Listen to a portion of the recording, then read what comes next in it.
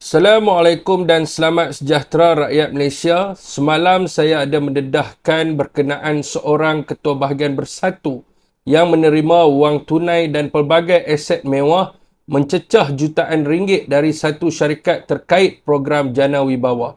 Saya menerima pelbagai pandangan dan pendapat. Ada yang positif dan ada yang negatif. Saudara, pertama sekali saya ingin memaklumkan bahawa saya masih ahli bersatu yang sah. Saya mendedahkan perkara ini agar bersatu menjadi example kepada rakyat bahawa parti ini melawan rasuah dan salah guna kuasa, bukan sahaja melibatkan lawan politik tetapi juga di dalam parti sendiri.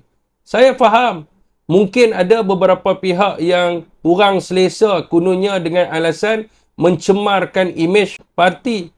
Walaupun alasan tersebut tidak munasabah, tetapi saya sentiasa bersedia jika bersatu nak memecat saya, dipersilakan untuk pecat.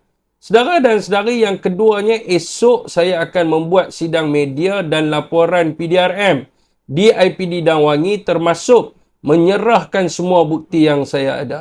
Alhamdulillah, saksi juga sanggup untuk bekerjasama dengan pihak berkuasa untuk melawan rasuah dan salah guna kuasa. Saya harap bersatu jangan bagi alasan. Ini adalah pendakwaan berpolitik. Ini yang kita kena berani untuk cakap. Kalau benda itu salah, tetap salah. Kalau benda itu benar, tetap benar.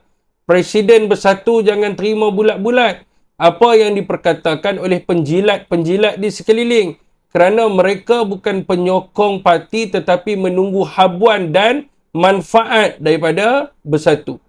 Saudara dan saudari rakyat Malaysia, kita mesti tegas melawan rasuah, tidak kira musuh ataupun rakan kita sendiri.